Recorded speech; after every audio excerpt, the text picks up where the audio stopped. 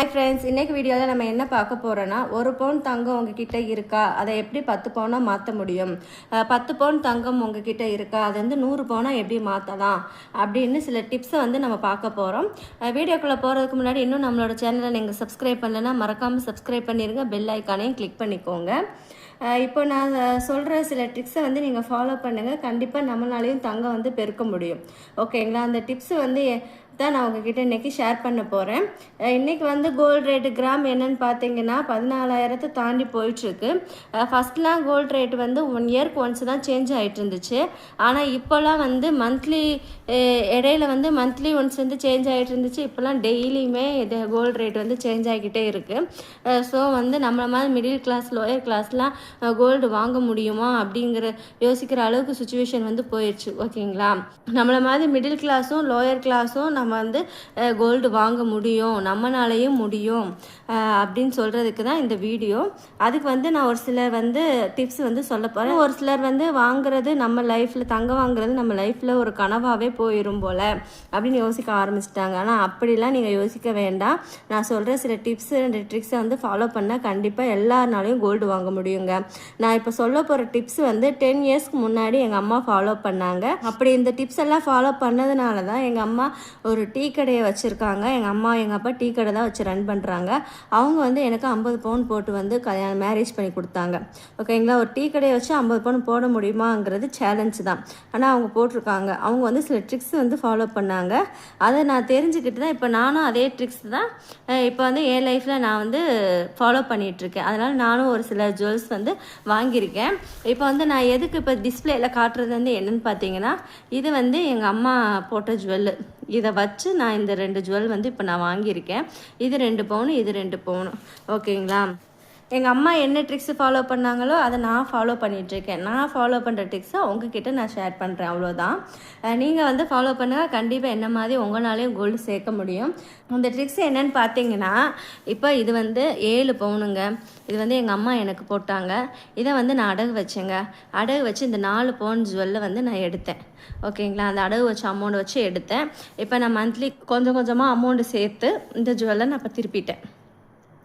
இப்போ வந்து இது 7 பவுனு, இது 2 பவுனு, இது 2 பவுனு, மொத்தம் வந்து 11 பவுன் எனக்கு வந்து ஜுவல் வந்துருச்சு. கடனும் நான் அடைச்சிட்டேன். ஓகேங்களா? இப்படி தான் வந்து நம்ம மாதிரி மிடில் கிளாஸ்லாம் நகை சேர்க்க முடியும். ஒரு சிலர் சொல்லுவாங்க, நீ கடன் வாங்கி நகை சேர்க்குறியா அப்படின்னு சொல்லி கேட்பாங்க.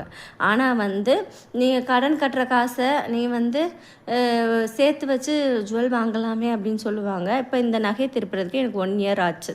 ஓகேங்களா? அப்போச்சு இப்போ நான் இது ப்ளீச் பண்ணாமல் அந்த அமௌண்ட்டை சேர்த்து வச்சு நான் இந்த நகையை வாங்கணுன்னா எனக்கு 1 இயர் ஆகிருக்கும். நான் வாங்கும்போது கிராம் வந்து 7,000 இருந்துச்சு, 7,000 ரூபாவாக இருந்துச்சு. இப்போ வந்து 14,000 ரூபாவாக இருக்குது. அப்போ நான் 4 பவுன் வாங்குகிற இடத்துல 2 பவுன் தான் வாங்கியிருப்பேன். ஓகேங்களா? ஆனால் இன்னொரு மிஸ்டேக் வந்து நம்ம பண்ணிடக்கூடாது. இப்போ இந்த 7 பவுன் அடகு வச்சு 4 பவுன் வாங்கினேன்னா, இந்த 4 பவுன் அடகு வச்சு இன்னும் 2 பவுன் வாங்கணும்னு யோசிக்கவே கூடாது. அது வந்து தப்பு. இப்போ வந்து இதை அடகு வச்சு இதை வாங்கிட்டேன். இதை திருப்பினதுக்கு அப்புறம் தான் அடுத்து வந்து நம்ம நெக்ஸ்ட் கோல் வந்து யோசிக்கணும். இப்போ நான் இதை திருப்பிட்டேன். இப்போ வந்து எனக்கு 11 பவுன் சேர்ந்துருச்சு. இப்போ இந்த 11 பவுன் அடகு வச்சு நான் ஒரு 5 பவுன் வாங்குவேன். அப்போனா எனக்கு 16 பவுன் ஆயிரும். ஓகேங்களா? அப்புறம் அதில் வந்து என்னோடய சேவிங்ஸ் அமௌண்ட் வந்து மந்த்லி கொஞ்சம் கொஞ்சமாக கட்டி நான் அதை திருப்பிடுவேன். இப்படி தான் வந்து எங்கள் அம்மா வந்து கோல்டு சேர்த்து எனக்கு போட்டாங்க. இப்போ நானும் இந்த மாதிரி தான் ஒரு டிப்ஸை வந்து ஃபாலோ பண்ணிகிட்ருக்கேன். இன்னொன்று வந்து இப்போ வந்து புதுசாக கோல்டு சிட்டுன்னு வந்திருக்கு, கொஞ்சம் ரீசெண்ட் இயர்ஸாக. அப்போ வந்து எங்கள் அம்மா ஒரு 10 இயர்ஸ்க்கு முன்னாடி வந்து கோல்டு சிட்லாம் கிடையாது.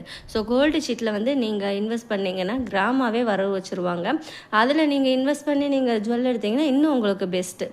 எதனாலனா அதில் வந்து நீங்கள் கோல்டு சீட்டு போட்டு நீங்கள் வந்து ஜுவல்லை எடுத்தீங்கன்னா அதில் வந்து வேஸ்டேஜ் மேக்கிங் சார்ஜ் வந்து நம்மளுக்கு கிடையாது. ஸோ வந்து ஜிஎஸ்டி மட்டும் பே பண்ணி நம்ம எத்தனை கிராம் சேவ் பண்ணியிருக்கோமோ அந்த கிராமுக்கான ஜுவல் வந்து நம்ம வாங்கிடலாம். அப்போ நம்ம மேக்கிங் சார்ஜ் வேஸ்டேஜுக்கான அமௌண்ட் வந்து நம்மளுக்கு ப்ராஃபிட். ஓகேங்களா? இந்த ஜுவல்லை அடகு வச்சு நம்ம போய் வாங்கினா மேக்கிங் சார்ஜ் வேஸ்டேஜ் கொடுத்து தான் வாங்கணும். இப்போ இந்த ஜுவல்லை அடகு வைக்காமல் இந்த ஜுவல்லுக்கு கட்டுற காசை நம்ம தங்கமாகவே வர வச்சுட்டாலும் நமக்கு ப்ராஃபிட்.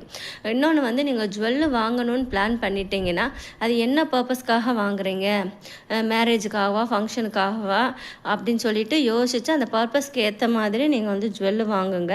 இல்லை ஒரு இன்வெஸ்ட்மெண்ட் பர்பஸ்க்காக நீங்கள் ஜுவல் வாங்குறதா இருந்துச்சுன்னா நீங்கள் வந்து ஜுவல்லரியாக வாங்காமல் பார் ஆர் காயினாக வாங்க. எதனாலனா இந்த ஜுவல் வாங்கணுன்னா நீங்கள் வந்து வேஸ்டேஜு மேக்கிங் சார்ஜ் கொடுத்து தான் வாங்குவீங்க. அப்போ நம்ம ரீசேல் பண்ணும்போது இந்த மேக்கிங் சார்ஜு வேஸ்டேஜ் ஜிஎஸ்டி இந்த அமௌண்ட் வந்து நமக்கு லாஸ் ஆகும்.